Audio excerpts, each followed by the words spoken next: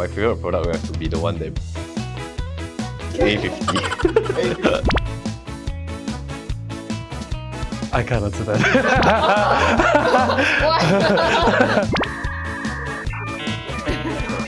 안녕하세요. Hi, I'm Ben. I'm the product manager at SGX.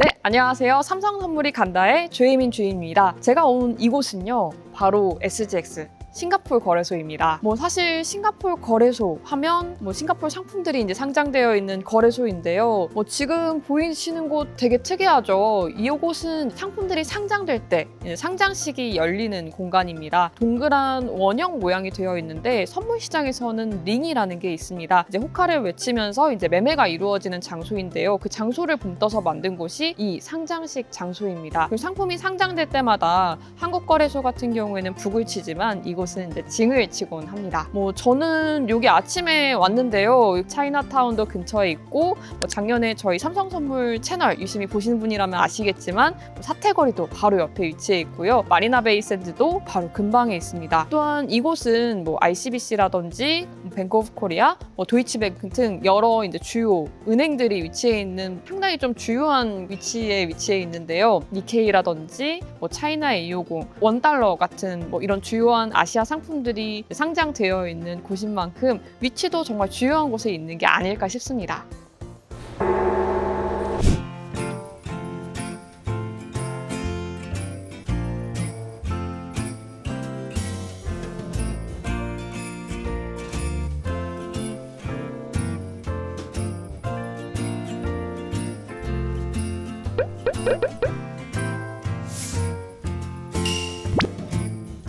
네, 이번에는 차이나 A50이랑 H50 관련해가지고 이제 담당자분 인터뷰 혹은 이제 관련 상품에 대한 이야기를 한번 나눠보도록 하겠습니다. Hello, my name is Xavier. I'm a product manager with SGX Group, and I look after the China suite of equity derivatives products. Okay, so broadly speaking, under the China suite of equity derivatives products that we offer, we have the SGX FTSE China A50 product, which is one of our flagship equity derivatives product, and the other one would be the SGX FTSE China H50 Index Futures, which is the other derivation of the China equity derivative. So for A50, so the index actually provides you exposure to the top 50 A shares listed on Shanghai Stock Exchange and also Shenzhen Stock Exchange. And the index sectoral breakdown itself gives heavy focus to names in the financials and consumer sectors. Okay, so A50, as I mentioned earlier, gives you exposure to the top 50 A shares in Shanghai and Shenzhen Stock Exchange, but H50 is a little bit different. So H50 gives you exposure to the top 50 names, Chinese companies that are listed on Hong Kong Stock Exchange. So this includes new economy names with a heavier weightage in tech, such as Alibaba and Tencent. So this is the vast difference between the A shares and the H shares. The China A50 contract is most actively traded during our T session. So to put it in the context, that will cover bulk of the Asian hours. But we also do have a decent liquidity during T+1 session, which covers the European and US trading hours. To put it in perspective, T+1 volumes make up close to around 10% of the total traded volumes for A50. I think like the dynamics of A50 is, you can kind of bring back to the point where I spoke about like the index breakdown, right? So it's heavily focused on like financials and consumers. My favorite product will have to be the one that is A50. 네, 오늘 지금 SGX 니케이 상품 담당자분 이제 모셔봤는데요. Hello, subscribers. My name is Sanjay. I'm the product manager for the Nikkei suite of products with SGX. Sure. The Nikkei 225 index is the most widely followed index of Japanese stock markets and a key Asian benchmark as well. The Nikkei 225 index is a price-weighted equity index which consists of 225 stocks of the Tokyo Stock Exchange. So here at SGX, what we do is that we offer the most comprehensive Nikkei 225 suite globally, which includes the hyperliquid futures and options based on the Nikkei 225 index.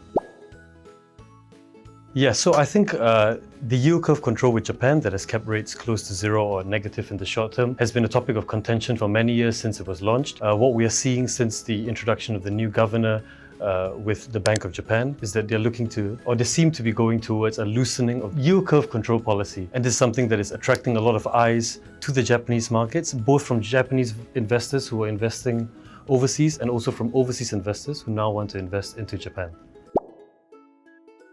Yeah, so Japan has been one of the more interesting markets globally and certainly one of the more interesting Asian markets this year. It was due to a couple of factors, with it being a safe haven, being pretty undervalued, having strong corporate governance, and of course, being helped by a weaker yen has attracted a lot of eyes, attention, and flows into Japan. An example of this, or the impact of this, has resulted in the Nikkei 225 index, for instance, reaching 33-year highs in the middle of this year. I can't answer that.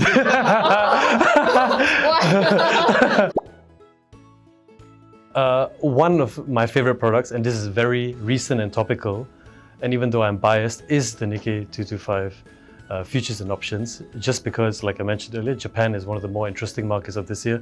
And with the diversity of tools that we have, it gives you very good opinion, or very good tools to express your opinions on the Japanese markets. Actually, SGX was the first to list the Nikkei futures. It is the first futures contract on an Asian derivative, and the product was launched in 1986, so even before that in Japan and other countries.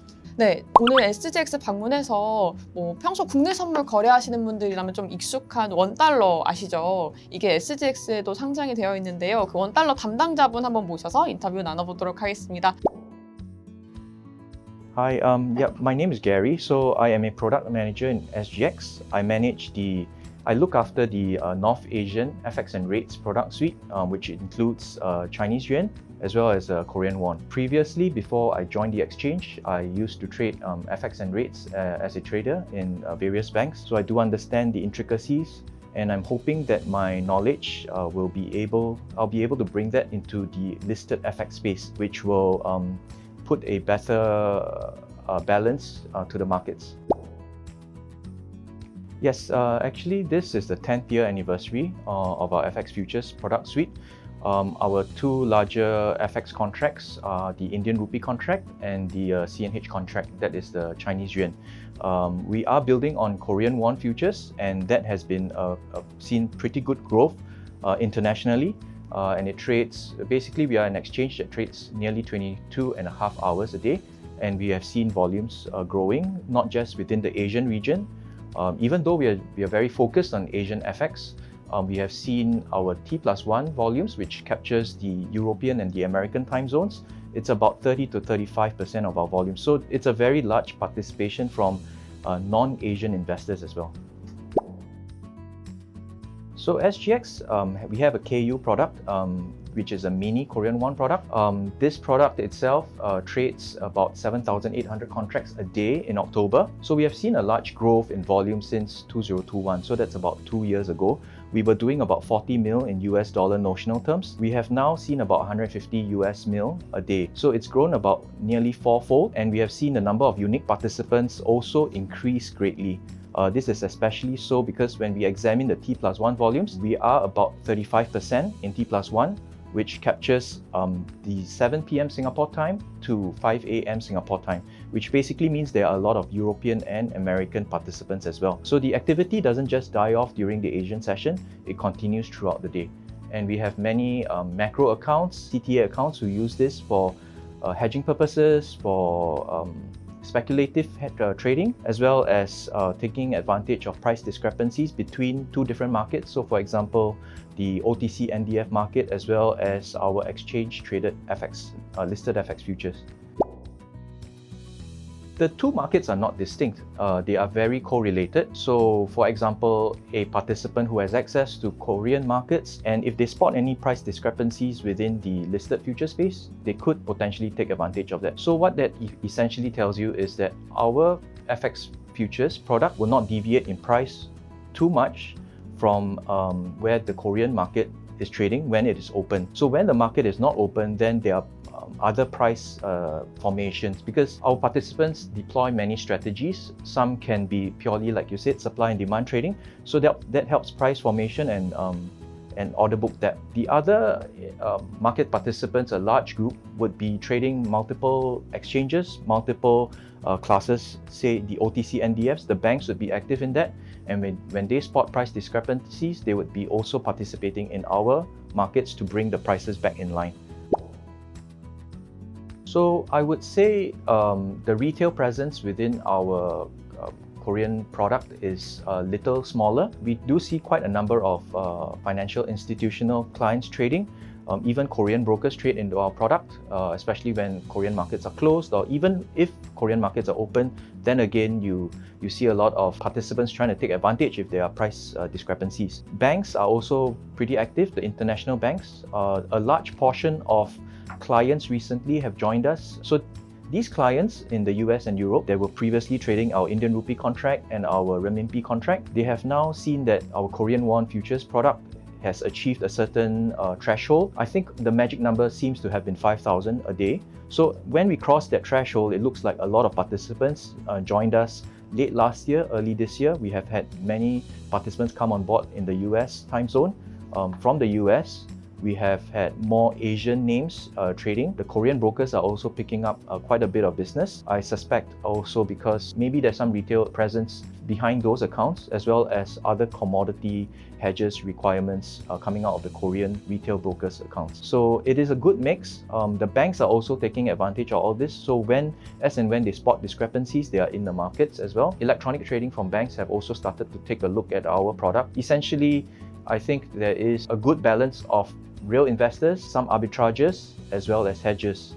The interesting thing to note is that recently we have also seen more structuring desks that will use our Korean contract for hedging. They have traditionally told us they were using NDF markets, and now they have found that our liquidity is sufficient and the order book is thick enough, so that has helped a lot. So the Korean won contract trades nearly 22.5 hours, but the time when it trades in elevated volumes are between 8 a.m. to 10 a.m. Singapore time, 2 to 6 p.m. and then 8 to 11 p.m. It tends to slow down into midnight. That's also when I think the US markets also start to slow down into the close. I think our volumes have done quite well, and I think the number of participants are still starting to grow. We have had more queries from within the Asian space and from within the bank. So I think the next larger growth would come from Asian banking space. I think if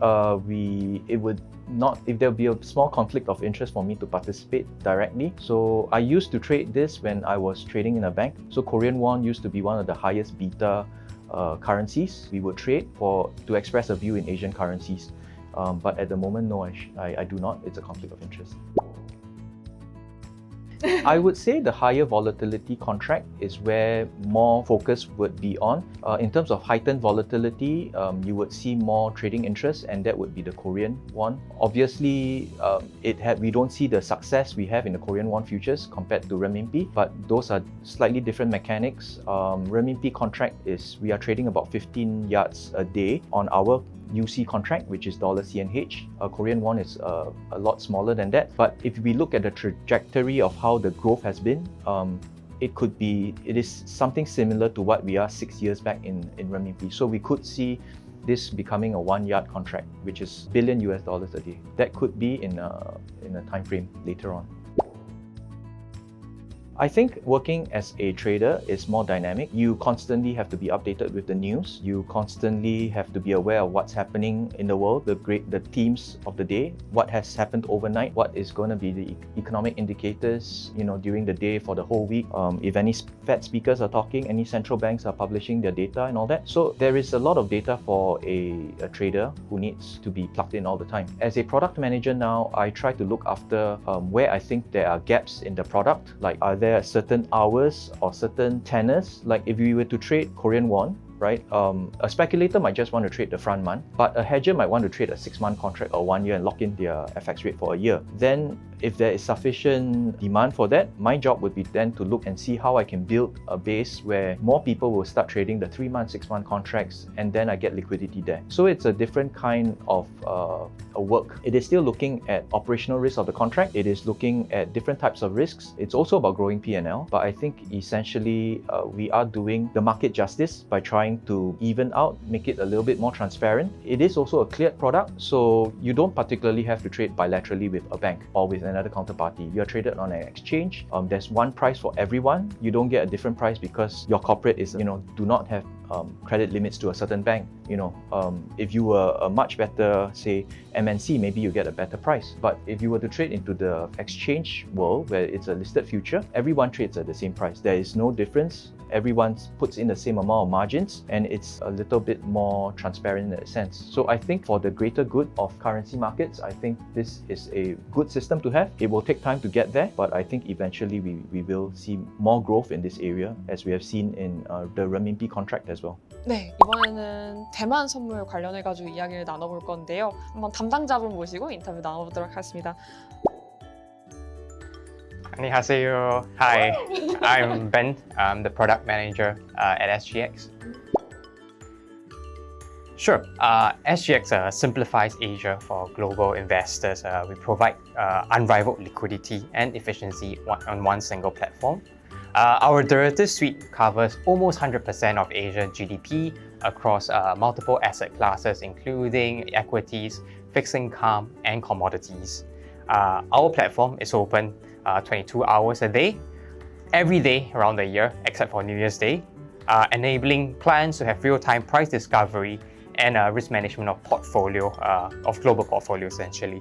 So today, me and my colleagues will share with you some general information about Taiwan, China, and Japan.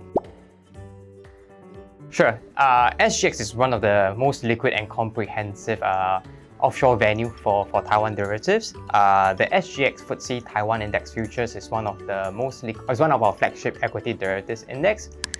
It is a Quanto, a USD denominated equity index, which gives broad-based exposure to Taiwan equities. The underlying index is the FTSE Taiwan REIT Cap Index. The unique thing about this index is that it's a cap methodology, which means that the largest constituent is capped at 20%.